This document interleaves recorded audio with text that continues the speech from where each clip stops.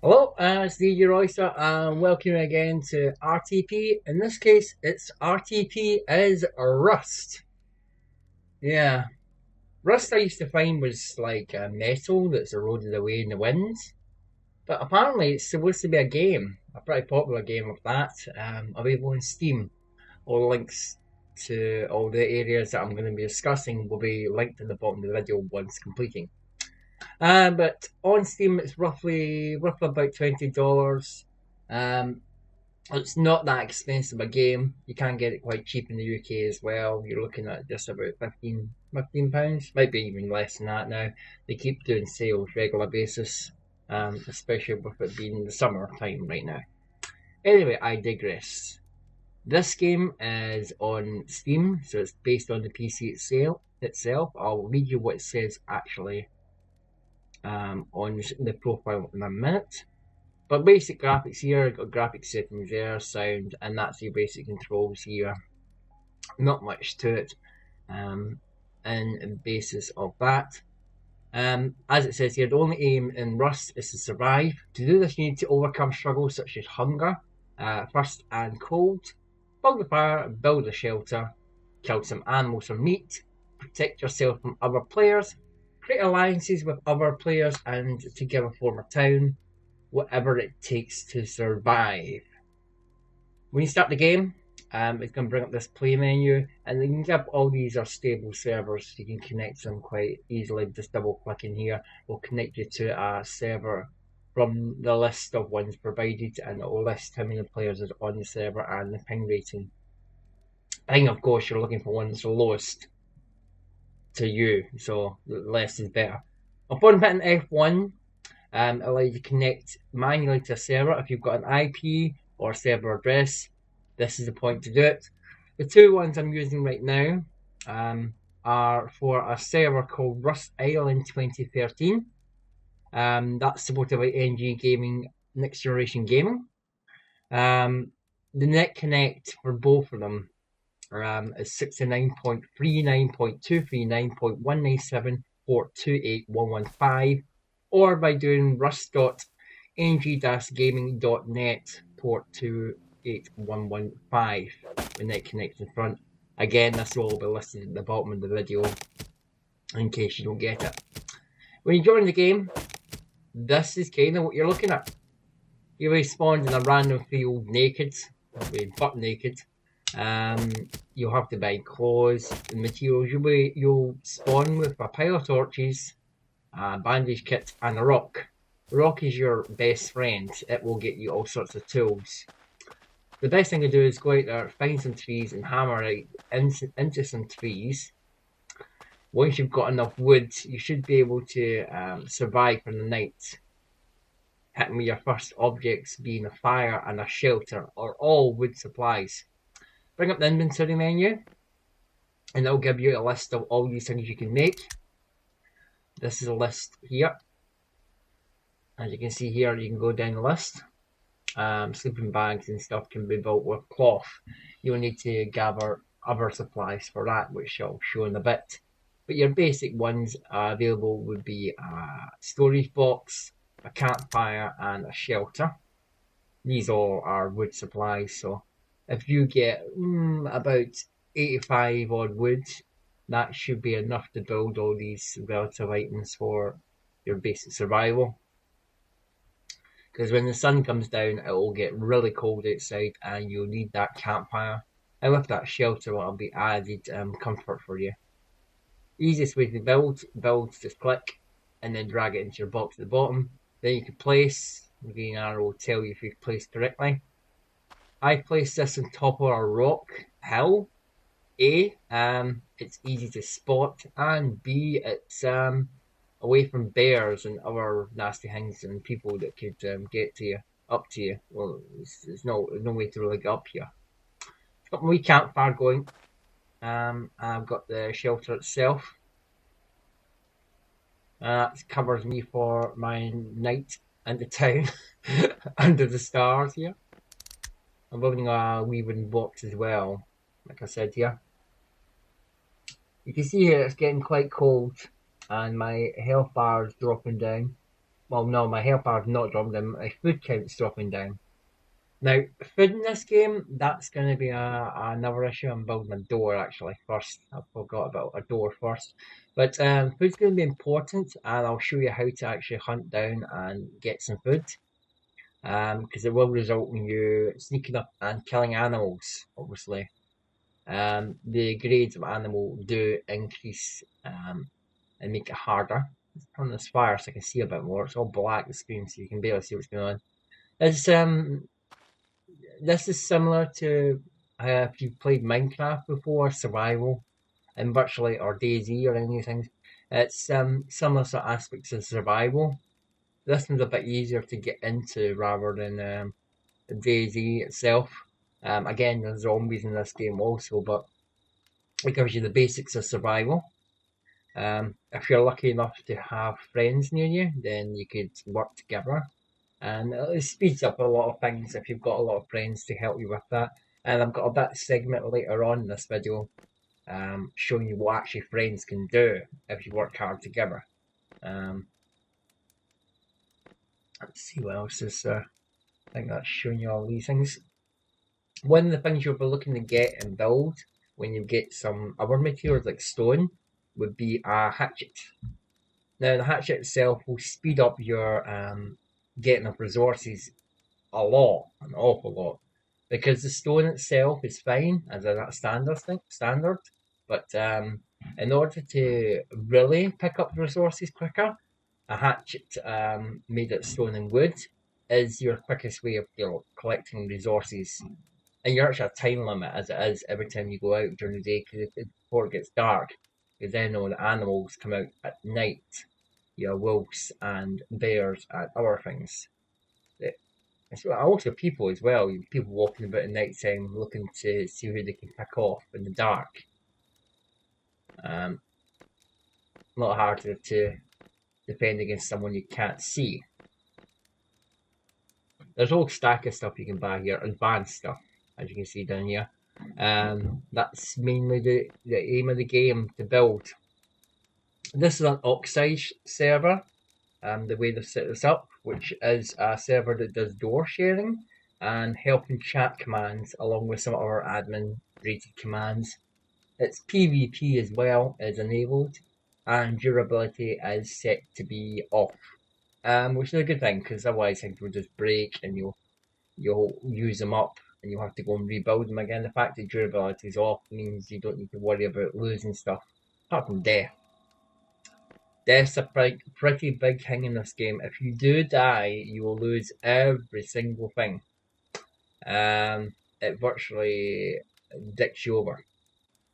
So it's sometimes good to set a spawn point to like your camp, and if you die, at least have your stuff stored in a chest. That means you can, when you spawn back in, you can walk up to the chest, take all the stuff out, and you're not lost out in anything. Because obviously if you die, you lose everything. Anything you built in this world, like this shelter, like this chest, like this campfire, this is all stuck in the world now. This set server has a server wipe every month or so. I think the next one's going to be at the start of May, I'm getting told. Makes it fair and allows you to keep building away and keep the server fresh. So that's a standard sort of way of looking at it. You get to have fun every month, and end of every month when you do the server wipe, they do something like a PvP, and they're spawning a lot of stuff in for you to have a bit of fun. You're not losing out. Nice shelter I've got. Awfully dark, as you can see. It's really dark outside. You can barely see what you're doing if I didn't have this light in this here. These torches I've got are a limited supply. You would have to make more. You need materials to do so.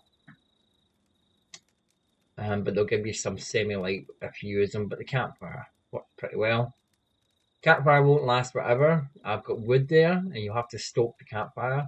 Or if you're lucky enough to get charcoal, you can do so as well. Right, let's get on to the morning. Because nothing's happening really. Put the campfire so I can save my wood, and I'll go exploring. Now, the safe way to not get lost is looking for a reference point of where you were, where you've been. And because I built that up high, I should be able to turn around and just follow the cliff face. If I follow the cliff face all the way around, I shouldn't get lost. And because that shelter's on top of the cliff, I'm just looking for that house sitting on top of a cliff. There's many other ways of doing it. You could do a campfire. If you're smart enough to put your campfire on top of your house, that means when you leave, you can set alight the campfire, and your campfire will be viewed from quite a long distance, especially if you're going out at night time. Not the safest to go at night time, but something that you could risk. I think that's a good place there. I can safely go across here. There's plenty of trees I can see in this area, but not much else. There's two different types of rock. There's a white one, which is stone, and you also get sulfur and other materials inside it. And there's also black ones, which is metal. More or less, these are ore rocks, so that's what you're going to get in this game. Will be the three different kinds of wood, and there's metal or stone. There's not really much variance in that, and you mix the three together, like does different things. And then you'll get cloth and animal meat from animals itself. You see I've got my reference point to keep the cliffs to the left, to go all the way around the cliffs. That means I can go a good distance here. Mind if you exert yourself by running, it can use up your food count, so I do need to survive here with some food. I'm pretty much looking for animals, and then obviously other resources. There's some stone right there. Enough stone will help me build my hatchets. That's my first goal, really. Here's one of these stones here. It's a yellowy stone, so you won't really miss that one. A couple of stones there. So sulfur ore. You keep bashing away, and eventually this will disappear. There is a small margin of metal ore in that. Not a lot, but that's it gone. Is there any animals about here? We can't cover up. Might see some. Oh, there's one there. Now these are the best animals you can get at the moment. The wild boar. They're not going to attack you, but they will easy prey. You just need to keep up on them and then smash them in the rock. A couple of hits in the rock should do the trick, and it will eventually fall over and die. Bashing in its head. It looks funny, but yeah. You can normally sneak up on them pretty well. In this case, I've scared the living daylights out of it. But eventually it dies. Whoop. You're a lot faster than this thing. There's things that are a lot faster than you, like wolves and that. These things are super quick. That gets you some cloth and some animal meat. It looks revolting. There's blood gets splattered everywhere. The chicken breast, animal fat. All this can be cooked in the fire. You cook it and you can eat it. You can eat it raw, but it will make you sick and poisoned. Now the way to do it is to hold down the E or use button, the middle mouse button, hold it over the fire and place it in the option says cook. Once it's cooked, you'll get chicken breast, which I did right there. This chicken breast you can then eat, and that will fill your health bar, food bar up. Or give you health as well, actually, to be honest. It will help your health as well if you've been injured. If you do get injured, you will have a bleeding effect. The bleeding effect can be stopped with bandages, so sometimes it's good to have some bandages nearby, and then you'd have to fix your health by your health should regen over time if the bleeding stopped. Also by eating some food, but you're virtually going to bleed out unless you've got some bandages, so they are very important if you're attacked. Bleeding can be quite fatal, and virtually you can bleed to death. But that's kind of food there. Food's important, so that's covered all the bases here. We'll see what else we can show here. It's a bit further down. I'll be able to show you the people I was referring to. There's other people on the server. This was kind of semi during the day. It was a bit of a quiet period because I went on just to make sure I could get a decent showing without people distracting me or even attempting to kill me. I took no risks there, so I played it when the server was quite quiet. When you're logged off the server, it will put you in sleep mode, so you're actually lying there sleeping when you're offline. Once you come back online again, you could find yourself dead unless you find somewhere nice to sleep. Never nice to log off in a place where you can be found. All your stuff has to be behind lock and key, otherwise people will raid your stuff. That's hence why I've got a shelter with a door on it. Nobody will be able to access that door by myself. That's the way the PD goes anyway. Some more chicken there for later. Don't know why they get chicken breast from a boar, but yeah, well, humour them with that. They've made it quite generic.